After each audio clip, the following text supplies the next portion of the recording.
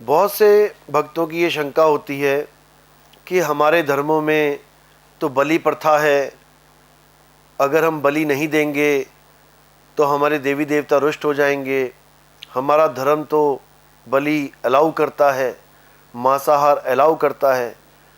तो आज हम ये जानेंगे कि क्या इंसान को मांसाहार करना चाहिए या नहीं। सबसे पहले तो आप ये समझ लें कि इंसान मांसाहार के लिए बना ही नहीं है। मांसाहार करना इंसान के लिए ना केवल गलत है, बल्कि ये इंसान के संस्कारों को अधोगति में, नीच गति में पहुंचा देता है। अच्छी तरह समझ ले, इंसान का जितना भी सिस्टम है ये शाकाहारी भोजन के लिए बना है, लेकिन इंसान केवल जीभ के स्वाद का मारा इस मांस भक्षण में पड़ गया। अब ये जो जुबान है, जुबान का स्वाद है, अब ये स्वाद इससे छूट नहीं रहा, इसलिए ये मांसाहार में पड़ गया। और बात रही धर्मों की कि धर्मों में मांसाहार अलाउ है, बिल्कुल अलाउ नहीं है। आप बाइबल भी पढ़ेंगे, आप कुरान भी पढ़ेंगे, उसमें लिखा है कि बीजदार जो फल हैं, बीजदार जो अनाज हैं, केवल यही मनुष्य के लिए बने हैं। इसको आप अच्छी तरह समझ सकते हैं, पढ़ सकते हैं। और जो बलि प्रथाएं हैं, ये तो बहुत बड़ा अभिशाप है धर्म में। बलि क्रूरता की निशानी है। बलि किसकी देनी है, हम आज तक यही नहीं समझ पाए। जब तक हम यही नहीं समझेंगे कि बलि देनी किसकी है, तब तक हम मासूम जानवरों की बलि देते चले जाएंगे।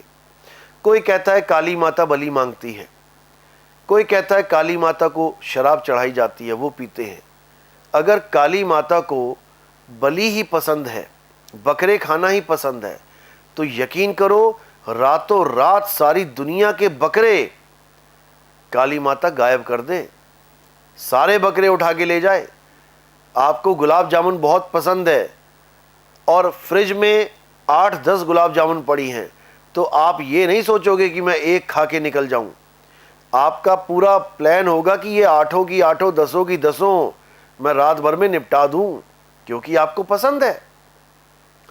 इसी प्रकार अगर काली माता को या भैरव बाबा को, किसी को भी अगर ये बकरों की बलियां, मुर्गों की बलियां पसंद होती, तो तुम्हारा इंतजार ना किया जाता कि तुम आओगे और बकरा लेके गला काट के चढ़ाओगे। रातों रात सारे बकरे गायब कर दिए जाते, वहीं पे भक्षण हो जाता उनका सबका। लेकिन ऐसा नहीं हो रहा है, क्योंकि किसी भी देवी देवता को बकरों की जरूरत नहीं है। और अगर तुम बकरों की बलि दे रहे हो माता को खुश करने के लिए, माता को भेंट देने के लिए, तो भाई उसमें तुम्हारा हिस्सा कहां से आ गया। कोई मुसलमान भाई अगर अल्लाह को खुश करने के लिए कुर्बानी दे रहा है, बकरे की कुर्बानी दे रहा है, तो फिर बकरों में तुम्हारा हिस्सा कहां से आ गया। कुर्बानी का मतलब होता है कुर्बान कर देना, ना कि उसमें से अपना हिस्सा ढूंढना। आप बकरों को कुर्बान कर रहे हो तो अल्लाह के नाम पे कुर्बान कर दो, उसको ले जाके अपने पतीलों में मत धरो। फिर कहां रही कुर्बानी। वो तो आपने अपने लिए, अपने स्वाद के लिए, अपना पेट भरने के लिए बकरे को मरवा दिया। कुर्बान का मतलब होता है कुर्बान, तुम पे कुर्बान जाता हूं, यानी मैं सब कुछ देने के लिए तैयार हूं। लेने का नाम कुर्बानी नहीं होता। इसी प्रकार बहुत सी कुरीतियां धर्मों में आ गईं। मुस्लिम धर्म में बकरे की बलि कभी बोला ही नहीं गया था कि बकरे की बलि दो। ये तो एक अल्लाह के प्यारे का इम्तिहान था।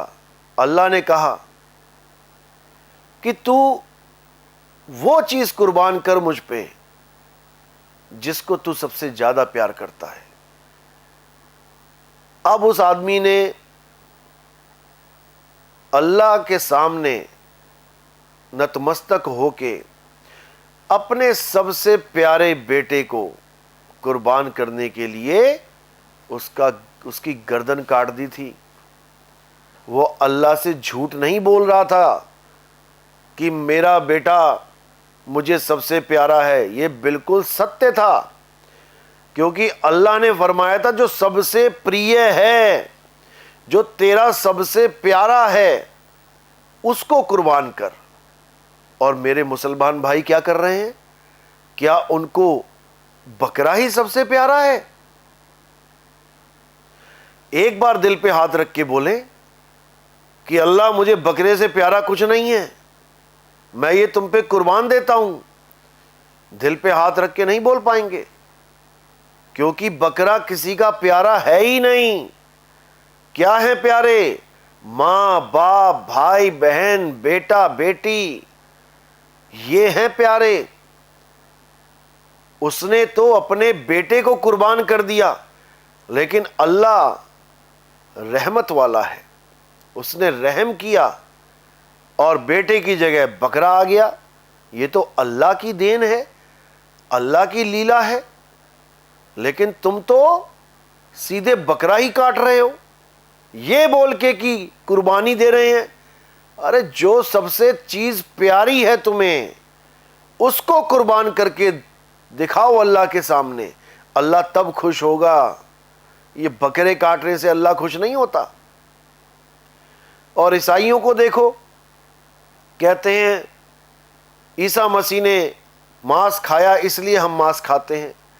अब क्या मांस खाया? 2 मछली, 5 ब्रेड और 5000 लोगों में बांट दी। ये गुप्त ज्ञान है, ये भेद ज्ञान है। 2 मछली 5000 लोगों में बांट के दिखाओ, क्या मिलेगा किसको? ये कौन सी 2 मछलियां हैं? मछली बहुत चंचल होती है, पकड़ नहीं सकते आप उसको। आप पानी में मछली पकड़ के दिखा दो, नहीं पकड़ पाओगे। ये 2 मछली कौन है? ये मन और माया है। इतनी चंचल है कि तुम्हारे हाथ आने वाली नहीं है, लेकिन उसको मार के और साथ में 5 ब्रेड भी लगा दी। वो 5 ब्रेड क्या हैं? ये 5 तत्व हैं, जिन 5 तत्वों को मन और माया रूपी मछली चला रही है। ये सारा खेल मन और माया का चल रहा है। तो वो 2 मछली मन और माया रूपी है, जिसको मार के, 5 तत्वों को मार के 5000 लोगों को खिला दिया। यानी 5000 लोगों को ज्ञान दे दिया कि मन और माया को कैसे मारना है, 5 तत्वों को कैसे खत्म करना है। तभी तो यहां से जा पाओगे। यही कबीर साहब ने बोला, मन को मार गगन चढ़ जाई, मान सरोवर पैठ नहाई। मान सरोवर में जाके तुम नहाओगे और कागा से यानी कौवे से हंसा हो जाओगे। मन का साथ छोड़ दोगे, माया का साथ छोड़ दोगे, तब तुम हंस हो जाओगे। लेकिन लोग किसी पानी, किसी तालाब को मानसरोवर मान बैठे हैं कि पानी में जाके डुबकी मार के कौवा हंस बन जाएगा। कौवा हंस ऐसे नहीं बन सकता। ये कौवा हंस तब बनेगा जब मन और माया को त्याग के, 5 तत्वों को त्याग के अपने आत्म स्वरूप को प्राप्त करेगा। जिसके लिए गीता में कृष्ण जी ने कहा, हे अर्जुन, जो मन और माया के चक्कर में पड़े रहते हैं, जो 5 तत्वों को अपना स्वरूप माने रहते हैं, वो कभी अपने आत्म स्वरूप को नहीं जान पाते। वो कभी नहीं जान पाते कि तुम एक आत्मा हो, तुम नित्य हो, तुम शाश्वत हो, तुम ही सनातन हो। तुम किसी और सनातन धर्म के चक्कर में नहीं, अपने आत्मा को जान के सनातनी हो सकते हो। क्योंकि आत्मा को जानना ही सनातन धर्म में शामिल हो जाना है, ना कि किसी देवी देवताओं की पूजा करने वाले आज सनातनी बने बैठे हैं। गीता में बिल्कुल मना किया है देवी देवताओं की पूजा करने को, बिल्कुल साफ मना है। अध्याय 7 पढ़िए, 20वां, 21वां, 22वां, 23वां, 24वां, 25वां श्लोक पढ़िए। देखिए क्या लिखा है। एक जगह भी नहीं लिखा कि देवी देवताओं की पूजा करनी चाहिए, एक जगह भी नहीं लिखा। बिल्कुल त्यागने की बात करी है। और जो देवी देवताओं की पूजा करते हैं उनको अल्प बुद्धि, बुद्धिहीन तक बोला गया है। लेकिन हमें समझ में नहीं आ रहा, क्योंकि हमें उल्टे पाठ पढ़ाए जा चुके हैं। अब हमने गीता को खोलना है, गीता को पढ़ना है। और कभी ये ना सोचें कि घर में गीता रखने से महाभारत हो जाएगी आपके घर में। ये आपको एक डरावा दिया गया है ताकि आप गीता से सदा दूर रहो, क्योंकि गीता में सत्य ज्ञान है, आत्मा का ज्ञान है। गीता में सत्य और असत्य का निर्णय किया गया है। अगर गीता रखने से आपके घर में महाभारत हो जाएगा, तो क्या पता रामायण रखने से आपकी पत्नी का हरण हो जाए, क्या पता रामायण रखने से आपको भी 14 साल का वनवास हो जाए। यह बिल्कुल गलत धारणा है। इस धारणा को खत्म करना है और गीता का पाठ नित्य करना है। केवल 4 अध्याय अगर आपने सही से समझ लिए, कौन कौन से? अध्याय 2, अध्याय 3, अध्याय 4 और अध्याय 7। इन चारों अध्यायों को अगर आपने अच्छी तरह समझ लिया, तो मेरी कही एक एक बात को आप बहुत अच्छी तरह समझ पाओगे। आपको हर बात पूरी समझ में आने लग जाएगी और उसके बाद कोई भी भ्रम नहीं रहेगा। आप जान पाओगे कि मेरा स्वरूप क्या है, मेरे भगवान का स्वरूप क्या है। तो इसलिए देवी देवताओं की पहली बात तो पूजा करनी ही नहीं चाहिए, और परमात्मा को अरदास करने के लिए, परमात्मा से प्रार्थना करने के लिए किसी ईंट पत्थर के मंदिर की जरूरत नहीं है। आप जहां पर हैं आप वहीं से अरदास कीजिए, और सही मानो तो अरदास करने की भी जरूरत नहीं है।